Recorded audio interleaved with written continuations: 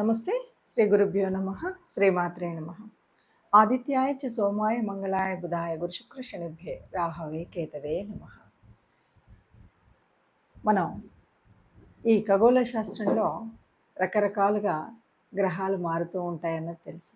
అయితే జ్యోతిష్యానికి వచ్చేసరికి మనందరం కూడా ఎప్పటికప్పుడు మన యొక్క స్థితిగతుల్ని తెలుసుకోవడం, మనం రాసే మార్పుల వల్ల, గ్రహ మార్పుల వల్ల రాసుల్లో జరిగేటువంటి మార్పులు చేర్పులు ఏముంటాయో అది మనం తెలుసుకుంటాం. ఇంతకీ ఈ గ్రహమాలిక యోగం ఎప్పటి నుండి ఎప్పటి వరకు అంటే ఇప్పుడు 2024 ఆగస్టు 27వ తారీఖు నుండి, ఆగస్టు 27 నుండి సెప్టెంబర్ 4 అంటే దాదాపు కేవలం 9 రోజులు మాత్రమే ఈ గ్రహమాలిక యోగం కనబడుతుంది. ఈ 9 రోజులకు అంత ప్రత్యేకత ఉంది అంటే, ఏదైనా మంచి చేయాలంటే మనము ముహూర్తం ఎందుకు చూసుకుంటాం? ఆ మొదటి రోజు వల్ల కదా. ఈ ముహూర్తం సర్వకాలం ఉండదు కదా. ముహూర్తం మంచిదైతే తర్వాత చేసే పనులన్నీ మనకు శుభంగా వర్ధిల్లుతాయి. అందుకని ఈ 9 రోజుల కాలంలో ఈ గ్రహయోగము అనేటువంటిది, ఈ యోగం ఉంది కదా, ఈ గ్రహమాలిక యోగం యొక్క ఫలాలు మనకు సిద్ధించాలంటే మనం చేయాల్సినవి అంటే ఈ రకంగా మనం ఎలా వడిసి పట్టుకోవాలి అనేటువంటిది మనం ఆలోచించాలి. జ్యోతిష శాస్త్రంలో మనం ఎప్పుడూ కూడా మన యొక్క రాబోయే స్థితిగతులను తెలుసుకోవడం అనేటువంటిది జన్మకుండలి ద్వారా మనం చేసేటువంటి పని. అయితే గ్రహాలు మారుతూ ఉన్నప్పుడు గ్రహ సంచారం వల్ల గోచార స్థితి ఏర్పడుతూ ఉంటుంది. ఆ గోచారం వల్ల ఒక్కొక్కసారి ఒక్కొక్క రకమైనటువంటి యోగాలు ఏర్పడుతుంటాయి, అవయోగాలు ఏర్పడుతుంటాయి. ఈ యోగాలు అనేటువంటివి అందరికీ తెలియవచ్చు, తెలియకపోవచ్చు. కానీ మనకు పరాశర సంహితలో కనబడేటువంటివి ఇలా మార్పులు చెందినప్పుడు అనేక గ్రహాల యొక్క కలయికల వల్ల, వాటి వల్ల దాదాపు 100కు పైచిలుకు యోగాలు అనేవి ఉన్నాయి. వీటిని తెలుసుకొని వీటి వల్ల మనకు ఏ రకమైన ఉపయోగం ఉంది, వీటిని ఎలా మనం ఈ సమయంలో ఏ రకమైన పనులు చేస్తే మనకు అది కలిసి వస్తుంది అనేటువంటిది తెలుసుకోవడం అనేది ముఖ్యం. అయితే ఇప్పుడు ప్రస్తుతం గోచారంలో అంటే చాలా తొందరలో ఖగోళంలో ఒక గొప్ప మార్పు అయితే జరగబోతుంది. ఆ మార్పు ఏమిటి అంటే, గ్రహాలన్నీ దాదాపుగా గ్రహాలు ఒక వరుసలో నిలబడుతున్నాయి. ఈ వరుసలో ఉండడం అంటే మనకి ఎలా కనపడుతుందంటే, ఒక పూలన్నీ కలిపి కడితే వచ్చేటువంటి మాలలాగా ఉంటుంది. అందుకని దీన్ని మాలికా యోగము అంటారు. అంటే గ్రహాలన్నీ ఒక మాలలాగా కడితే ఎలా ఉంటాయో అలా ఒక వరుసలో ఉండడాన్ని గ్రహమాలికా యోగం అంటారు. ఈ గ్రహమాలికా యోగం ఎక్కడ నుండి ఎక్కడి వరకు జరుగుతుంది అంటే, ముఖ్యంగా మనకి తెలుసు, వృషభ రాశిలో గురు భగవానుడు ఉన్నాడు, అది మొదటి స్థానంలో కనపడితే, మిథున రాశిలో మనకి బుధుడు వక్రించి ఉన్నాడు. ఇక కర్కాటకంలో కుజుడు ఉన్నాడు. సింహరాశిలో రవి తన సొంత ఇంట్లోనే ఉన్నాడు.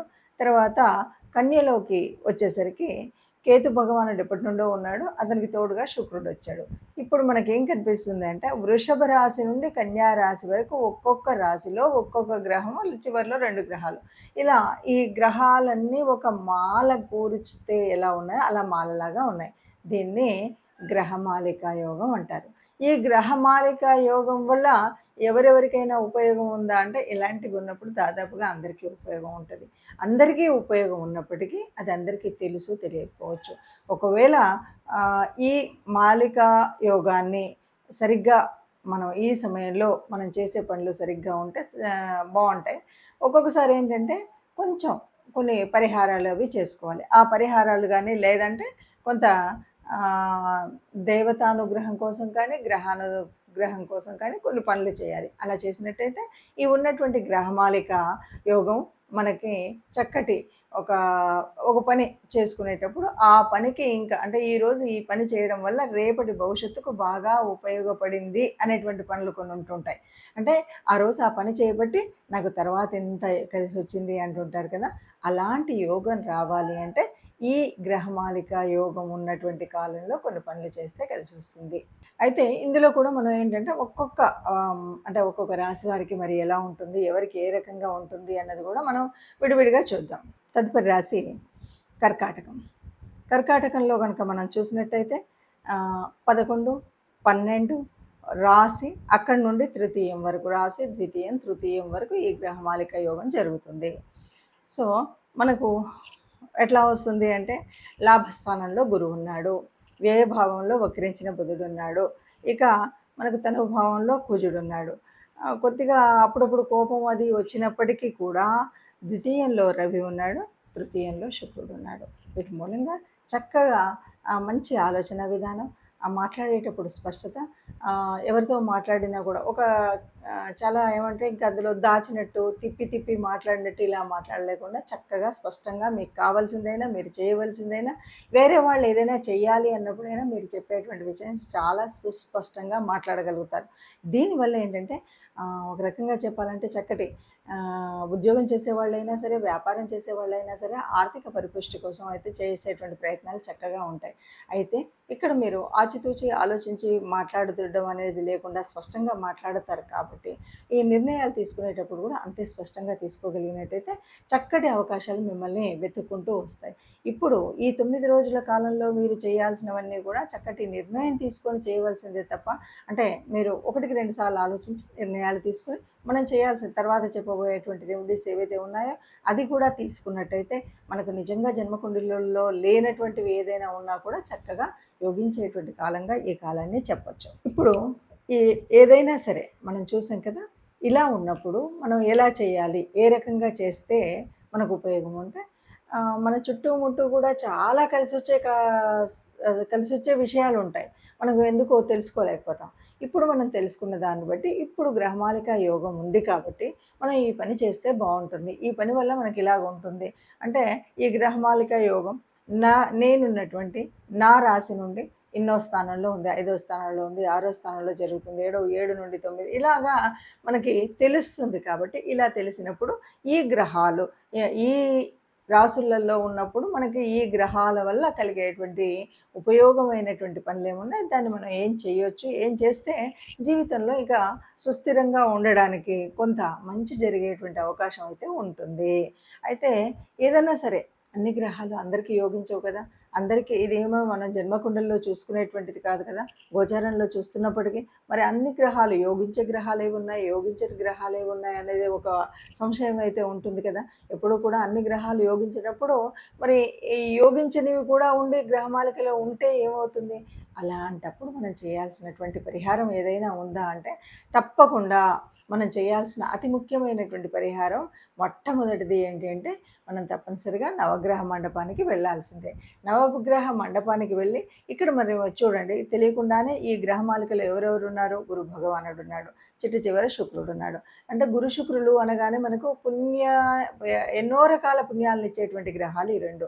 ఈ ఇద్దరి మధ్యలో మిగతా గ్రహాలు ఉన్నాయి కాబట్టి దాదాపు మంచినిచ్చేటువంటి వాళ్ళే. కానీ కొన్నిసార్లు మనకు యోగించినటువంటి పరిస్థితి ఉంటే కూడా మనం ఆ ప్రాప్తాన్ని పొందాలి అంటే మనం బుధుడు మొదలు మన గురు భగవానుడు మొదలు బుధుడు వక్రించి ఉన్నాడు ఆయన, తర్వాత కుజుడు, రవి, శుక్రుడు, కేతు భగవానుడు వీళ్ళందరూ ఉన్నారు. వీళ్ళందరినీ ప్రార్థించాలన్నమాట.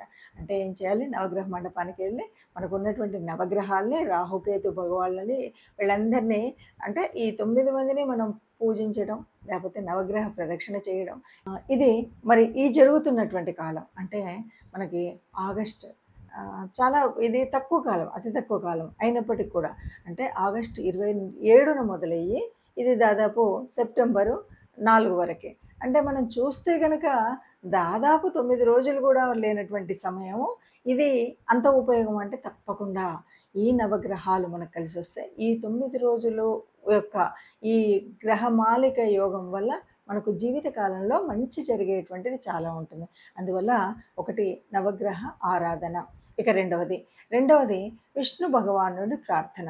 అంటే ఏ రూపమైనా పర్వాలేదు, విష్ణు సహస్రం వింటామా, విష్ణుమూర్తి గుడికి వెళుతామా, విష్ణువుకు సంబంధించినటువంటి కార్యక్రమాలు చేస్తామా, రామ అవతారం అవ్వనివ్వండి, కృష్ణుడి అవతారం అవ్వనివ్వండి, విష్ణు సంబంధితమైనటువంటి ఏ రూపమైనా సరే విష్ణు ఆరాధన చేయడం. ఇక మూడవది గోమాత, గోశాల. ఈ 2 గోశాలలో సేవ చేయడం, గోమాతకి గ్రాసం అందించడం. ఇలాగా గోమాతకు సంబంధించినటువంటి ఏదైనా పూజ చేస్తాము, గోమాతకు సంబంధించిన లేకపోతే గ్రాసం ఇవ్వడంతో పాటు కొన్నిసార్లు గోమాతలను ఎవరికైనా మనం పెంచే వాళ్ళకి ఇవ్వడం ఇలాంటివి ఉంటాయి కదా, ఇవి ఏవైనా చేయొచ్చు. అంటే మొత్తంగా మనం చేయాల్సిన పరిహారంలో 1 నవగ్రహ ఆరాధన, 2 విష్ణు ఆరాధన, 3 గోమాత ఆరాధన. ఈ 3 చేసినట్టయితే ఎవరికీ కూడా అనుకూలించిన గ్రహాలు ఈ గ్రహమాలలో ఉన్నప్పటికి కూడా ఇది బాగా యోగించే స్థితి అయితే ఉంటుంది.